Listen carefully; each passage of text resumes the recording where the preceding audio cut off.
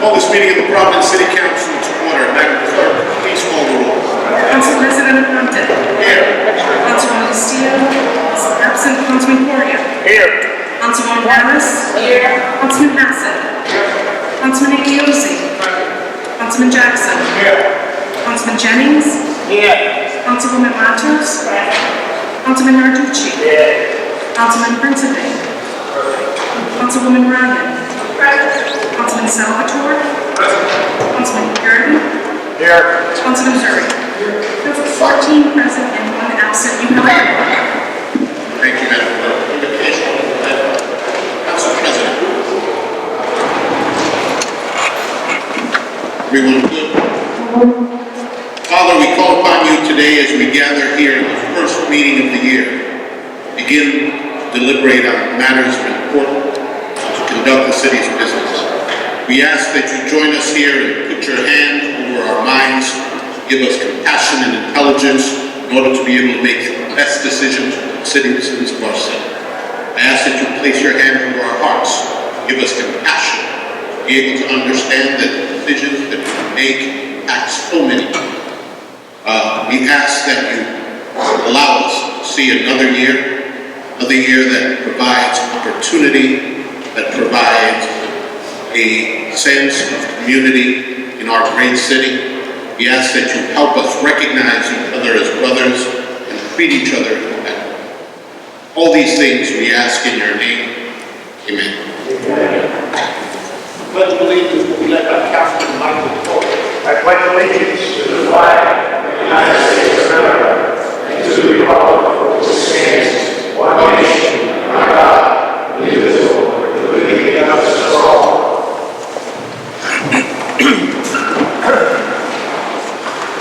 Approval of minutes, item 3. Journal of Proceedings number 30 of the regular meeting of the City Council of December 1, 2016. Mr. Leader. Thank you, Mr. President, and Happy New Year, everyone. At this time, I move approval of minutes. Second motion, Mr. President. Motion has been made and seconded to approve agenda item number 3. Is there any discussion? Hearing none. All those in favor? Aye. Any opposed? Any abstentions? The ayes have it. The motion passes. Appointments by His Honor the Mayor, item 4. Communication from His Honor the Mayor dated November 23, 2016, informing the honorable members of the City Council that pursuant to Section 1005 of the Providence Municipal Charter of 1980 as amended, and Rhode Island Public Law 1980, Chapter 84, he is this day reappointing Kenedy Aras of 139 Indiana Avenue, Providence, as a member of the Recreation Advisory Board for a term to expire on September 30, 2019. Mr. Leader. Thank you, Mr. President. Move that we waive the readings of agenda items numbers 4 through 9 and receive the several appointments. Second motion, Mr. President. Motion has been made and seconded. The readings of items number 4 through 9 and receive the several appointments. Any discussion? Hearing none. All those in favor? Aye. Any opposed? Any abstentions? The ayes have it. The motion passes. The several matters are received. Item 10. Communication from His Honor the Mayor dated December 16, 2016, informing the honorable members of the City Council that pursuant to Sections 3028 and 1009 of the Providence Municipal Charter of 1980 as amended, and Public Law Chapter 45-50, Sections 1 through 31, as to 1987, he is this day appointing Helen Anthony of 654 Angel Street, Providence, as a second alternate member of the Zoning Board of Review for term ending on January 1, 2022, and respectfully submit this name for your approval. Mr. Leader. Thank you, Mr. President. Move that we waive the readings of agenda items numbers 10 through 23 and refer several matters to the Committee of Finance. Second motion, Mr. President. Motion has been made and seconded. Dispense with reading of items 10 through 23 and refer the several appointments to the Committee on Finance. Any discussion? Hearing none. All those in favor? Aye. Any opposed? Any abstentions? The ayes have it. The motion passes. The matters are referred to the Committee on Finance. Councilman Salvatore, item 24, resolution requesting the General Assembly to increase penalties for crimes committed against delivery drivers. Mr. Leader. Thank you, Mr. President. Move that we approve agenda item number 24 on a voice vote. Second motion, Mr. President. Motion has been made and seconded to approve agenda item number 24 on the voice vote. Any discussion? Councilwoman Harris. Thank you, Mr. President. I would like to offer a friendly amendment to this item 24 and ask that the sponsor, there you go, ask that the sponsor also do a study to also include taxi drivers, Uber drivers, or anyone that's carried any type of cash in a vulnerable position as a worker. If you would accept. Thank you. Councilor Harris. Thank you, Council President. At this time, I'll make a motion to amend item number 24 to include language that states requesting the General Assembly to examine those workers who operate the work. Second that motion. The sponsor has made a motion to amend the precedents. There's a second to the motion to amend. The vote will be on the amendment. So on the amendment, is there any discussion? Hearing none. All those in favor? Aye. Any opposed? Any abstentions? Councilwoman Harris. I would also like to co-sponsor the sponsor of the Voted. Councilman Zurier. The entire council? Yes. Madam Clerk? So voted. We have a motion on the item number 24 as amended. Mr. Leader. Thank you, Mr. President. I move that we approve agenda item number 24 as amended on a voice vote. Motion to approve agenda item number 24 as amended has been made and seconded. Is there any further discussion? Hearing none. All those in favor? Aye. Any opposed? Any abstentions? The ayes have it. The motion passes as amended.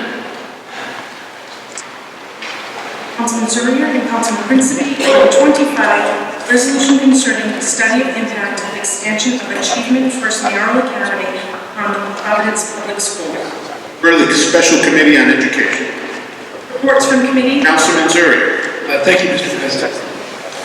Over the past couple of months, the Council on Elementary and Secondary Education considered the application for the expansion of Achievement First Mayoral Academy.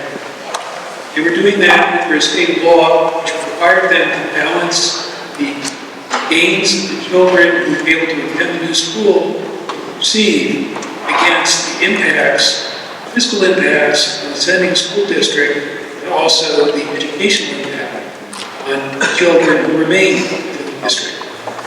The Commissioner of Education prepared a report recommending the expansion be approved without addressing this issue. At the second meeting, the sponsor of state law came. He said to the council, "We wrote this law in the General Assembly. You're supposed to follow it. You're not following it. You can't approve this until you do that analysis." Despite that, the commissioner did not do his homework, if you will. And now they approved it without considering how this change would affect the children of Providence. It therefore falls upon us, the City Council, to do the work that the state failed to do. And through the hearings of the Education Committee, hopefully we'll be able to figure out what the gap is, how we will. Thank you, Councilman. Councilman Zurier. Thank you, Council President. I share concerns of my colleagues about this proposed expansion, and the sponsor has no objection. I'd like to be listed as a co-sponsor. Mr. President, also like to be co-sponsor. Any other co-sponsor? Councilman Bennett. Madam Clerk? So noted, Mr. President. Reports from committee. Committee on Finance, Councilman John J. Iglesias, Chairman. Transfers the following with recommendation the same be adopted as amended. 26, an ordinance amending Chapter 21, Revenue and Finance to add a new section 21-54 entitled Sole Source Verification. Mr. Leader. Thank you, Mr. President. Move that we waive the readings of agenda items number 26 and 27 and move several ordinances for the first time on a roll call vote. Second that motion, Mr. President. Motion has been made and seconded to dispense with the readings of items 26 and 27 and move passage for the first time on a roll call vote. Is there any discussion? Councilman Salvatore. Thank you, Council President. Question for the Finance Chair or the sponsor of item number 27. In the ordinance, it doesn't state that there will be an apprenticeship requirement. This is not consistent with ordinances passed by this body in the past. Can someone explain why this language is not included? Sure, thank you, Councilman. Actually, that matter was actually discussed. Actually, I was contacted by the trades and et cetera about this specific one. And as you know, this proposed TSA it's not a big one, it's not a huge one, but it's an effective one. It's one of those tax stabilizations that we've been very fortunate that we've been turning into those small buildings, rehabbing them, and putting in, excellent commercial, retail, commercial, and actually residential. And it's turning these buildings in downtown and turning right around. The project is so small that at this point in time, that the trades are willing at this point in time to say that it wouldn't have a positive impact on the project if they added that. So they were okay. In fact, they called me in person. They were okay with us at this point in time foregoing that particular clause or condition in the PSA, which was the appointment. And we said, okay, we took it into consideration and we moved forward. So we definitely consulted with the trade, we consulted with the issue. It is a very important issue, I know, to all of us. But it would have financially inhibited the project too greatly. This is like the Clark Ashanti one we're still waiting for, the one that we fought almost 3 years ago, and still nothing's happening. No, it's a very small project, but it's going to have a great impact. And it's also in a litany of successful small, I want to call almost like micro TSAs, where they're having this huge impact for a small amount of money. And it's a really positive project. So hopefully that answers Councilman's question and Council colleagues. Hopefully you support it. Thank you. Thank you, Mr. President. Any other discussion? Councilman London. Thank you. The only issue I have with the explanation is that moving forward, who's going to determine small projects, large projects, and if we do this for this so-called small project, what kind of categories are we opening? Another project comes in and says, well, we did it for project A, or project B, very small project. We don't want the apprenticeship program. Put it in the TSA also. That something we should look into. I think that's going to be a problem. With my conversation, I made allied building thing. There is a scale in apprenticeship makes sense, so that there is enough work in each of the trades to allow for a meaningful apprenticeship experience for participants. This particular project was not of sufficient scale in terms of the amount of work hours that would be in the trade. I think that as we go forward, we will look at these on a case-by-case basis for compliance with the parts of the PSA policy that the council is being work. If the trades have acquiesced in the request and said that they agree that there is not sufficient scale or work hours to make the experience meaningful, then those become standards that we can agree on. But I think in a case where there is a much larger project, it's harder to make that sort of definitive statement that there isn't enough work to make it meaningful. Many of these PSAs have particular nuances. Some start earlier, some start later. I think they reflect the needs of a particular project. So I can tell you that the Finance Committee has taken great pains to examine each one of these as they've come before. I think they will be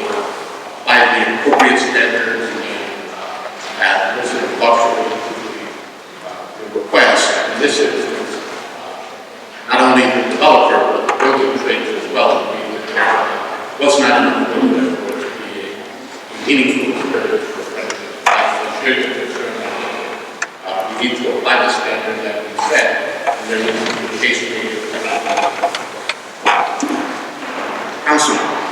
Thank you, Council President. So moving forward, is this the policy of the city? Because there was an unwritten policy that tax stabilization agreements would include language surrounding apprenticeship requirements. So moving forward, will it be on a case-by-case basis? The unwritten policy has been, but there are cases in many instances where there is not a meaningful period. One of the ordinances that the City Council passed, the neighborhood PSA, project of small scale, $3 million or less. It would be very difficult to manage an apprenticeship program project of that scale. So working with the developers, working with our partners in organized labor, I think reasonable minds will be able to come to a consensus. And again, a project that is deviates from the other discussion. Hearing none. Madam Clerk, please call the roll. Council President Aponte. Aye. Councilman Castillo is absent. Councilman Correia. Aye. Councilwoman Harris. Councilman Hassett. Aye. Councilman Igliosi. Councilman Jackson. Councilman Jennings. Councilwoman Matos. Councilman Narducci. Councilman Principe. Councilwoman Ryan. Councilman Salvatore. Councilman Zurier. Councilman Zurier. There are 14 ayes and 1 absent. Motion carries. The matter is passed for the first time. Transmits the following with recommendation the same be severally approved. Item 28, resolution authorizing His Honor the Mayor to execute an agreement between the City of Providence on behalf of the Providence Water Supply Board and the East Smithfield Water District for the annexation of the district's water supply system to the water supply system of the Providence Water Supply Board and the merger of the district into the Providence Water Supply Board and to execute any other documents in furtherance of effectuating said annexation and merger. Mr. Leader. Thank you, Mr. President. Move that we waive the readings of agenda items numbers 28 through 37 and pass several resolutions on a voice vote. 36, excuse me. Waive the readings of agenda items numbers 28 through 36 and pass several resolutions on a voice vote. Second motion, Mr. President. Motion has been made and seconded to waive the reading of items 28 through 36 and passage of several resolutions on voice vote. Any discussion on the board? Hearing none. All those in favor? Aye. Any opposed? Any abstention? The ayes have it. Motion passed. Transmits the following without recommendation. Item 37, resolution approving and ratifying a tentative agreement amendment by and between the City of Providence and IAFF Local 799 for the period of November 12, 2016 to June 30, 2017. Mr. Leader. Thank you, Mr. President. I move that we waive the readings of agenda items numbers 37 and 38 and move passage on roll call. Second motion, Mr. President. Motion has been made and seconded to waive the reading of agenda items 37 and 38. Motion to move passage of several resolutions on the roll call. Any discussion on the matter? Chairman Iglesias. Thank you, Mr. President. Well, it's been a 6-month journey on this particular TAs, and I think everybody needs their explanation. And for folks who haven't followed along, folks who haven't been following this saga, we all know about 17, 18 months ago, that's when administration began their practice of changing 43, where they changed and turned the life of every firefighter's life upside down. You know, their families, their friends, their work schedules. Where they drove 100+ firemen. Actually, I have proclamations for 3 new ones for December and January out of the force. Where they didn't save any money in overtime.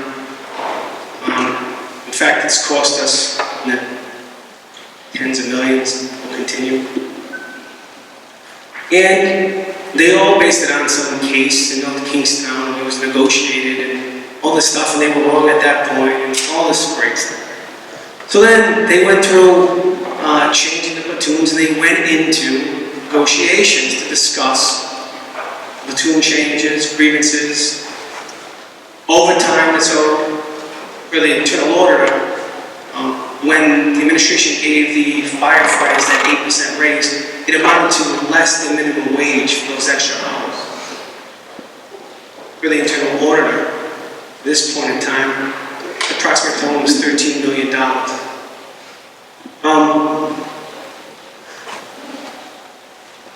So they make those changes and moves, and they go to court, and they're supposed to fight those issues. So grievances ensue, labor practice, lawsuits, etc., unfair labor practices, and months go by. Fire chiefs come and go, managing chiefs come and go. And I think to this day, we still don't have a fire chief. In fact, we can't seem to get anybody who wants to be a fire chief. But we do have a police officer, a former police officer, running the fire department. That's like hiring a plumber to do electrical work. But that's all where we are. So, we go down this road where we have our plumber running the fire department. And they negotiate supposedly the overtime issue and the grievances. And then all of a sudden, what comes out isn't the discussion on how to solve those issues. No. How to do a 5-year contract. We're coming with a 5-year contract. Didn't solve the issues, didn't solve the overtime, didn't solve the grievances. Comes out with that. No. And this is where the story gets even better. And I think someone said to me, you can't make this stuff up. So then September 15th comes around. There's a press release. Hands held high. We have tentative CBA. It's going to save us $15 million, etc., etc., etc. Okay. Now, as you all know, what was submitted to the council wasn't the actual tentative agreement. It was a placeholder. Also, wasn't submitted at that time in September, was the financial backup of fiscal note to explain the alleged $15 million worth of savings. So, went to the council, and of course everybody starts, then they all focused on the council and the finance committee. Why are you guys not moving on this? What's happening? Why are you not doing this? Well, as you know, the council, finance committee, through the internal auditor, asked numerous times, can you please have a fiscal note to understand where you get these numbers from? Silence. Can we please have a fiscal note so we can understand what this all comes from? Dial time. Okay. Finally, October comes around.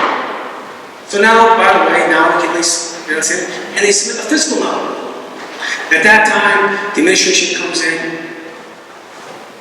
with their crack team, who not one person has any background in the city's finances, city's pension system, or fire department, and tries to explain, probably not even the financial people, tries to explain how it's going to save $15 million in this fiscal note. They'll get submitted, they explain it, it goes to the internal auditor's office. As you know, his office reviews it. He comes back and he says, this is 4 weeks later, early November, and says, it's really not $15 million. Their numbers are off. There's problems with it. It's more like about maybe $8 million of savings. Okay. And then, of course, retort from the administration was, we're going to defend our numbers vigorously, etc., etc. So, November 3rd comes, the administration and submit the actual official tentative CBAs. Now they actually get officially submitted to the realized. November 10th comes around, we have a hearing. So then to explain, the differences in numbers. And the crack team says, I know we said we're going to vigorously defend that fiscal note. Forget that note. We have another fiscal note, it's not $15 million worth of savings, it's $20 million worth of savings. So of course now we have to go back to the financial drawing board to find out where that all comes from.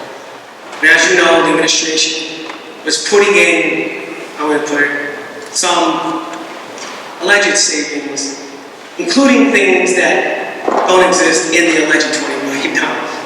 So then finally, the internal auditor comes back in late November, reviewing their numbers, and says, it's not 15, it's not 20, the numbers are all skewed. It's more like about 6.8, more like about $1.2 million a year in savings. That's what it is. So, the Finance Committee took all this into consideration. And what you have before you attached to this is the internal auditor's fiscal number. Not the administration's, because they couldn't support it, they couldn't back it up, and they couldn't legitimize their numbers. So, if it does create greater savings than 1.2, that's good. But at least you are informed and the public's informed what is the more realistic number. Now, there's nothing wrong with savings, nothing wrong with 6 million savings. So as you know then, we follow up, we had a public hearing, that's why we're here tonight. So, for everybody to understand, it takes a lot to get information, understand air fire, to make sure the numbers make sense, and for the internal auditor to be able to explain it to us fourth graders, understand exactly how they get around these numbers. Now, no problem. That's why we rely on Matt Clark and his team. This is what they do. They do an excellent job. So now let's talk about what is before you in this game. Let's talk about the pros. There's some pros, a lot of pros. First, thank God you go from back to 4 platoons. Huh? Which, by the way, as you remember in the saga started, the administration said it's management's unilateral right to go from 4 to 3 platoons. And everybody agreed to that. And they chose to do that. There's no reason to, they just did it. So now in this, it goes back to 4 platoons. And that's good. It's a good thing. Helps with quality of life. Helps with the men and women who work there. Helps with the ability to live. You know, regardless, it's kind of funny.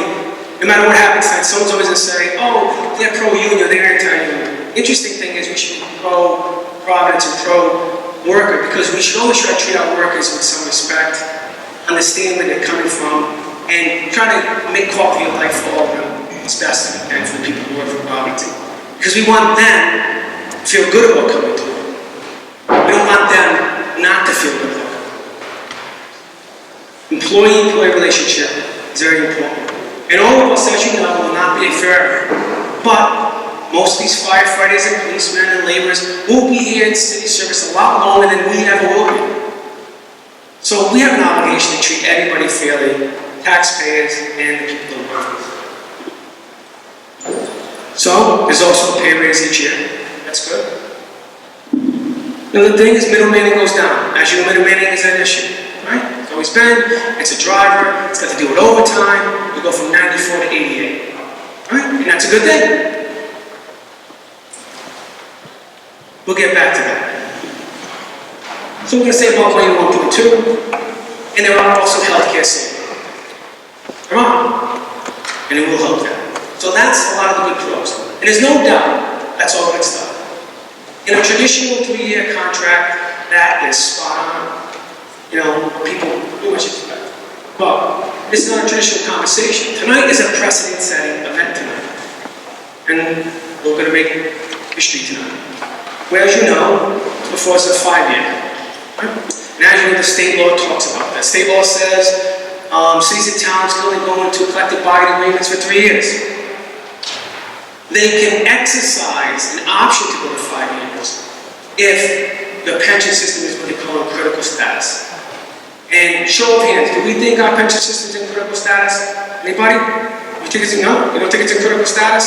Well, that's wrong. I think it's in critical status. It's 24% funded and pretty much virtually bankrupt. Okay? So let's get realistic, folks. Okay? So, that's reality. And why do you want to make sure you give that 5-year option? Because it's an incentive. The idea is to create incentives to cities and towns who have pension systems in critical status. Say, I got another thing to negotiate at the collective bargaining table. Besides healthcare, besides time and attendance, besides holidays and pay raises. I'd like to go to a 5-year contract because our pension system's in critical status, and I'd like to try to get some pension reform with that. That's the impetus, that's the spirit of it. But, as we asked numerous times in the committee, we asked them, when did the 5 years come from? And the crack staff said, pretty much, they didn't know. No one seemed to know where 5 years came from, or how to come about. It was just this kind of like, I don't know, back and forth. Very arbitrary and capricious, which is kind of interesting since you're trying to exercise something that state law has such a specific elements that you have to achieve to do it, and yet they're very nonchalant. So, you have 5 years.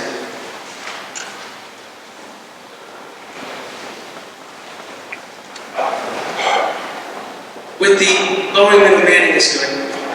If we had fire personnel that we should have, the number of men and women working for us, 94 to 88 would create a dramatic, direct impact in overtime. And we're probably saving, as you know, this year's budget about $2 million, now we're about $9.5 million. We're pretty much over our budgeted amount anyway. So you need to have an impact in the sense that your overtime would drop dramatically. But because of the mismanagement, you don't have enough bodies. So that overtime number that they talked about, how they want to save while they went down this road to begin with, you're not going to see any savings in the near future. In fact, it's probably going to cost you maybe $40 million more in overtime in the next 5 years. Councilman, please wrap up. I understand, but this is important. I know you folks that have it your age should have the benefit of it. Next, we talked about the pension reform. Now, as you know, we received a letter just recently from the administration. Administration dated January 4, 2017, and they said, when we were talking about if you're going to exercise the 5-year precedent setting, for new hires. I'm talking about present people, and I'm talking about people who retired, just new hires. The administration said, as of before, they said specifically, they had Siegel look at it for new hires, and they said, if they just added 1% contribution increase for new members, Siegel advised them that there would be negligible impact on the unfunded pension labor. It's all about perspective. What happens? You actually get the facts. What 1% means is almost $14 million of impact. Or in the administration's case, $14 million of negligible impact. I think that's a big impact. That's our perspective. Next, we also have to realize something else. December 31st, 2022, gold has come roaring back for everybody. So, the next term, the next administration, the next council will be dealing with compound COLAs again. Now, I think it wasn't going to be asked much for anybody that if you're going to exercise the 5 years, at least the new hire should have some type of change. And a 1% would mean almost $14 million. Extend the compound COLA suspension for new hires, save millions. Now, does it mean it solves your $1 billion unfunded pension liability? No. What it does is it helps address some of it and lessens the burden of the taxpayer. So tonight, that's what's before you, and that's why it took a little time for this journey to get here. And I appreciate your patience. I realize you all want to vote and leave, that's fine, but as long as you're well informed, because I believe it's the committee's obligation to make sure it is. And on the final, I want to thank the Lord's office, I want to thank the committee, the members who participated, because it was a long, arduous task. we had a recalcitrant administration who was very difficult to get real numbers from. And I want to thank our financial folks for getting to the bottom. Thank you.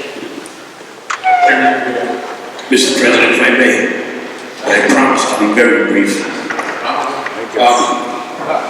What I'd like to say is, from day one, I think the word communication was not involved in any type of negotiations between the administration and the Providence Firefighters Union. I'm proud to stand here tonight in support of this contract, knowing what we have as a Providence Fire Department, number one, and number two, knowing as a councilman that's been here 10 years now, a few different contracts with the men and women of the Providence Fire Department. We always came to you guys, to the union, and said, listen, and I know this is how it was done in the past. And I'm just going to use numbers. We need you guys to save us $5 million. Come back to the table.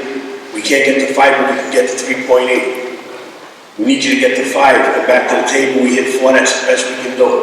That's how you deal. That's how it was always done in the past, as far as I remember. The only reason why I was giving any kind of looks across the room was I felt a lot of stuff that was said here tonight was already voiced out in the committees that I give a lot of credit. Finance committee and everybody involved. That's the only reason why I was going to certain looks like, because I felt a lot of them were vented out in the committee. It didn't have to be vented out again to make it on the floor. Last thing that I will say is, unfortunately this week in my neighborhood on Hawkins Street, we talk about men and women that are never off duty. We had a massive house fire that started on the first floor. In the basement was a gentleman producing some music. So we had headphones on, had no idea what was going on. Till a ball of fire broke through the drop ceiling.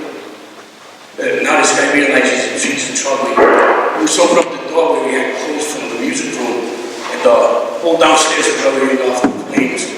And here comes an off-duty firefighter running down the stairs, grabbing him and dragging him up the stairs. Unfortunately, they weren't able to save the gentleman. He ended up passing away from the burns. But that was the bravery and the fearlessness of one of our proudest firefighters that was off duty, doing what he needs to do to hopefully save a person that was burned in the house.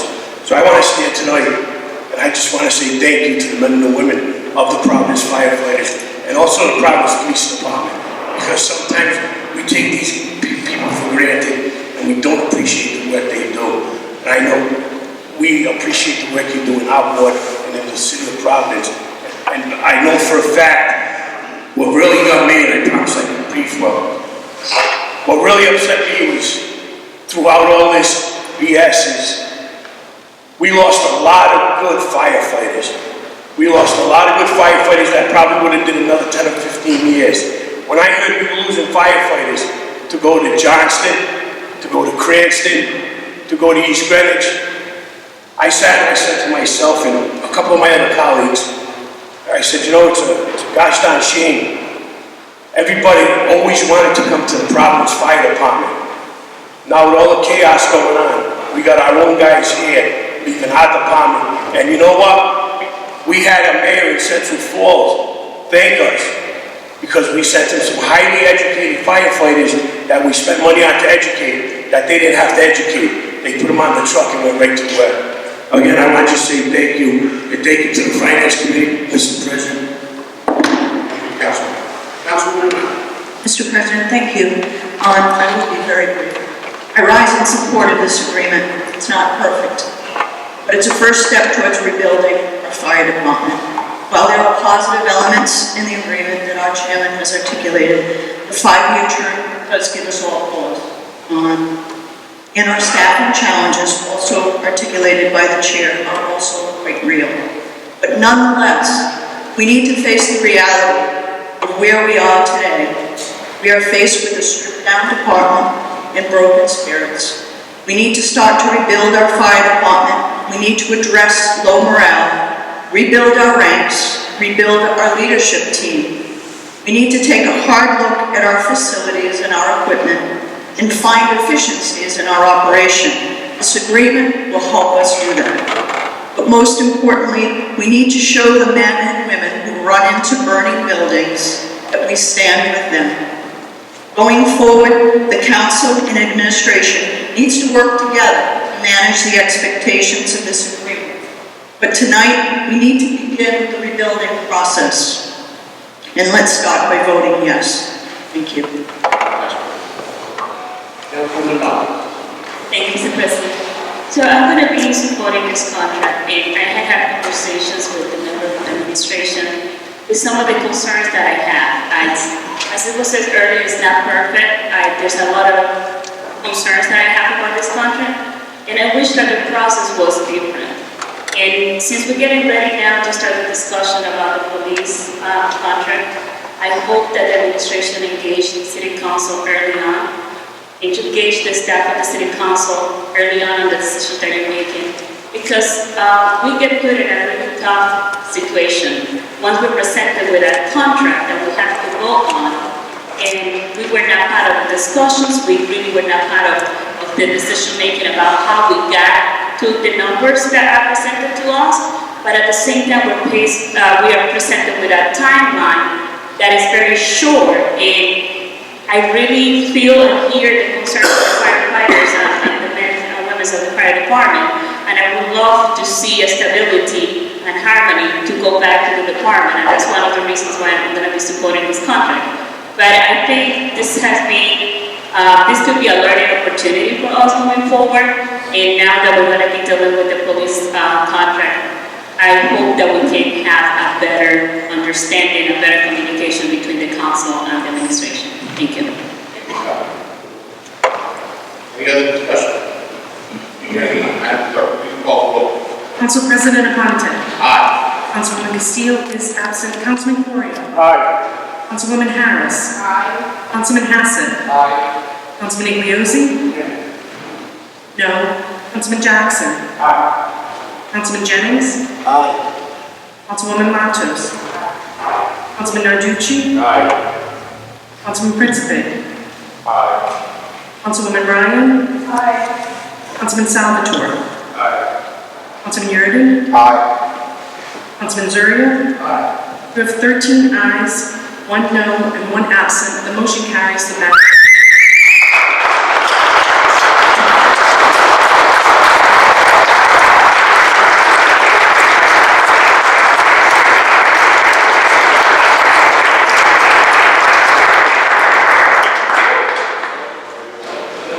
Transmits the following with recommendation the same be received and approved. Item 39, communication from His Honor the Mayor dated November 21, 2016, informing the honorable members of the City Council that pursuant to sections 302B and 1013 of the Providence Rural Charter of 1980 as amended, and Public Law Chapter 45-50, Sections 1 through 31 passed in 1987, is to state reappointing Michael Gastago of 70 Harrison Street, Providence, as a general citizenry category member of the City Plan Commission for a term to end January 31, 2018, and respectfully submits the same for your approval. Mr. Lito. Thank you, Mr. President. Move that we waive the readings of agenda items numbers 39 and 40 and move several communications for receive. Second that motion, Mr. President. Motion's been made and seconded to dispense with the readings of items 39 and 40 and receive and approve the several appointments. Any discussion on the motion? Hearing none. All those in favor? Aye. Any opposed? Any abstention?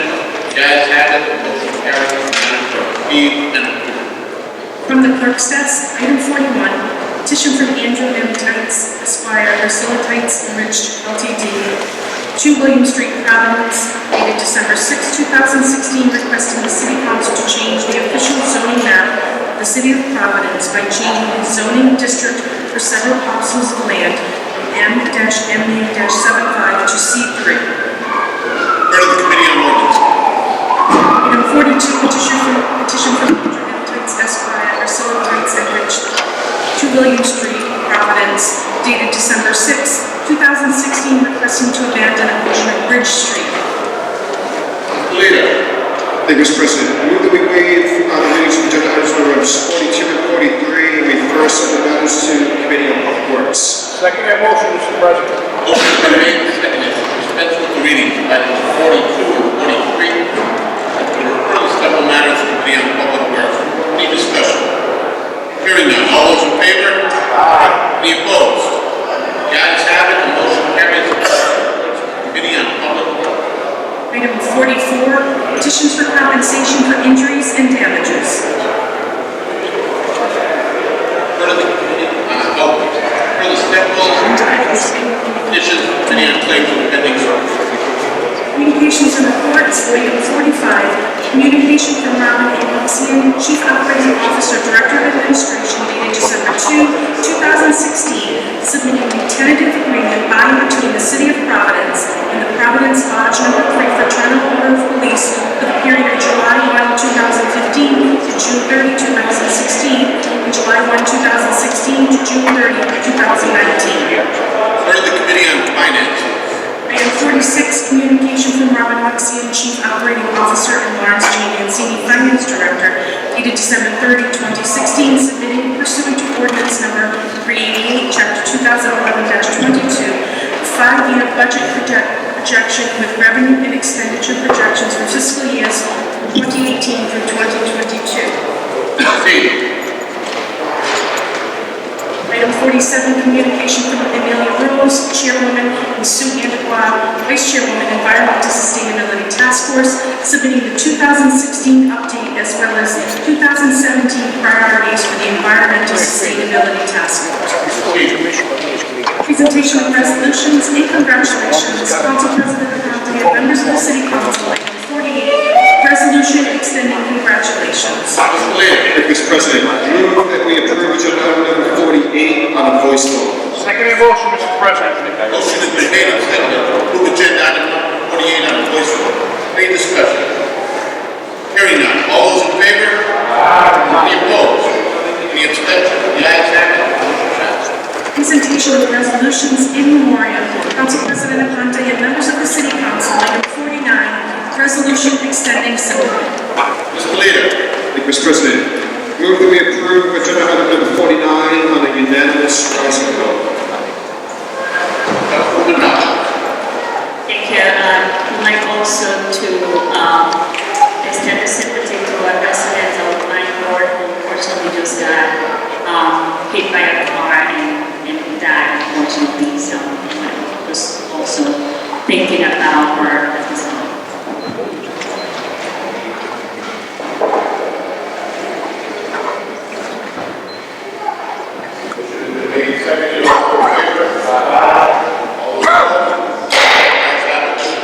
Thank you, Mr. President. At this time, I make a motion to suspend Rule 16B of the rules of the City Council in order to allow the introduction of matters that are not appearing on the printed document. Second motion, Mr. President. Motion has been made and seconded to suspend Rule 16B of the rules of the Providence City Council to allow matters not on the printed document. Any discussion? Hearing none. All those in favor? Aye. Any opposed? Any abstentions? The ayes have it. Matters not appearing on the printed docket. Communications, item 50, communication from His Honor the Mayor dated December 29, 2016, informing the Honorable Members of the City Council that pursuant to Section 302B of the Providence Law and Charter of 1980 as amended, Section 8-13 of the Code of Ordinances of the City of Providence, and Public Law, Chapter 45-50, Sections 1 through 31 passed in 1987, he assisted in reappointing William P. Ramon Esquire of 35 East Lantern Road, Smithfield, as the Associate Justice of the Providence Housing Court, returned to him December 31, 2019, and respectfully submits the same for your approval. Mr. Leader. Thank you, Mr. President. I move that we waive the readings of agenda items numbers 50 through 53 and refer several appointments to the Committee on Finance. Second motion, Mr. President. Motion has been made and seconded to suspend reading of item 50 through 53. Allow the gentleman to proper designation. Any discussion? Hearing none. All those in favor? Aye. Any opposed? Any abstentions? Several matters of first Committee on Finance. Mr. Leader. At this time, we have no further business before this honorable body. I move that we adjourn to meet next on Thursday, January 19, 2017. Motion has been made and seconded to adjourn. All those in favor? Aye.